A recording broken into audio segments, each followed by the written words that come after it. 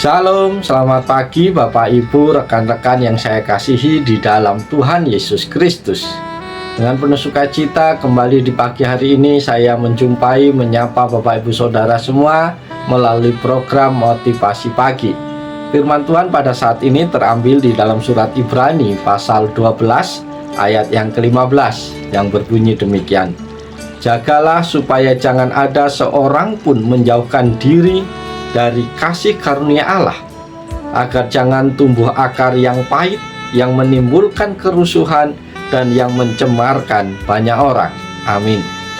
Bapak Ibu Saudara yang dikasihi Tuhan, akar kepahitan pastilah membawa masalah baik pada diri kita yang mengalami luka dan bagi orang lain yang membuat kita terluka. Mengapa akar kepahitan ini terjadi? Karena kita menjauh dari kasih karunia Allah. Itulah sebabnya penulis Ibrani dalam nats firman Tuhan pada pagi hari ini kembali mengingatkan kita agar jangan menjauh dari kasih karunia Allah. Jika kita menjauh dari kasih karunia Allah itu, maka kita akan rentan terkena akar kepahitan itu. Akar kepahitan itu seperti kanker emosional. Kita tidak akan pernah menduga betapa banyaknya orang yang bergumul dengan kepahitan. Saudara-saudara terkasih, hari ini mari kita cek hati kita yang diibaratkan seperti sebuah taman. Apakah yang saat ini tumbuh di dalam hati kita? Jika kita mempelajari lebih mendalam, maka kita akan menemukan 4 pesan Tuhan melalui bagian firman Tuhan ini. Pesan yang pertama adalah kepahitan dimulai dari bibit yang kecil. Saudara-saudara terkasih, dimulai dari Ibrani 12 ayat 12, penulis Ibrani menggambarkan orang percaya yang putus asa sebagai atlet lari yang kelelahan ketika berlomba. Orang bisa membuat kita merasa kesal, menyinggung perasaan kita, terutama menyakiti hati kita, sekalipun mereka tidak bermaksud demikian. Tapi kita sering gagal untuk melihat bahwa Tuhan menggunakan orang-orang tersebut untuk memperbaiki tingkah laku kita. Sebaliknya, kita malah mengizinkan tindakan atau perkataan orang yang menyakitkan menjadi benih kecil kepahitan yang kita tanam dan membiarkan tumbuh menjadi besar.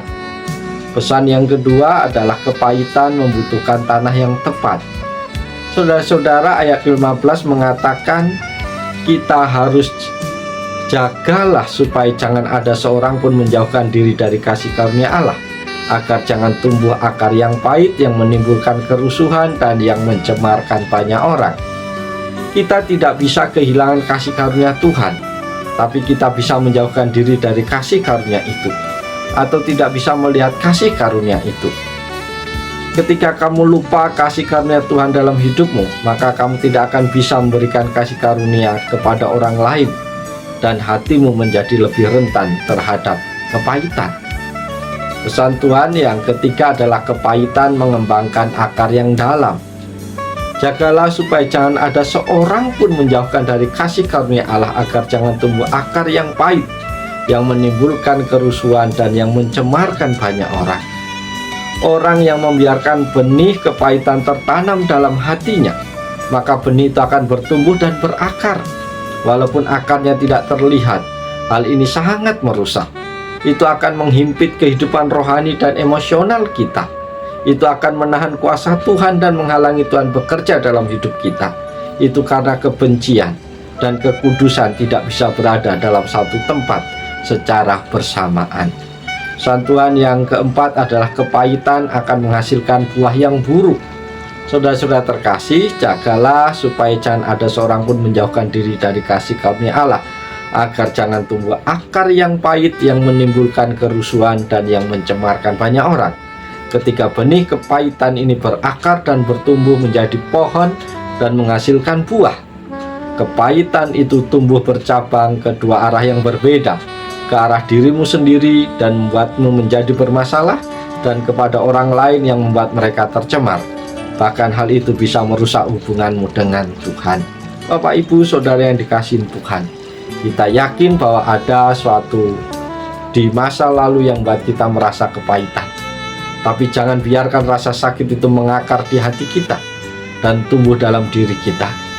Jangan menyiraminya dengan cara berpikir yang berpusat pada diri sendiri. Jangan memupuknya dengan mencari simpati dari orang lain. Apapun rasa sakit yang kita alami, bagaimanapun orang lain telah menyakitin kita, mari kita datang kepada Tuhan. Bapak Ibu yang dikasihi Tuhan, segala bentuk sakit hati, kepahitan tidak bisa kita selesaikan dengan kita mengadu atau datang kepada manusia. Tetapi semuanya itu bisa kita selesaikan ketika kita datang merendahkan hati di hadapan Tuhan dan membiarkan Tuhan membalut luka hati kita dengan kasih sayangnya.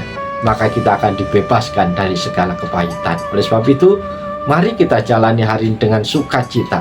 Jangan biarkan putus asa, kekecewaan menggerogoti rohani kita hari ini.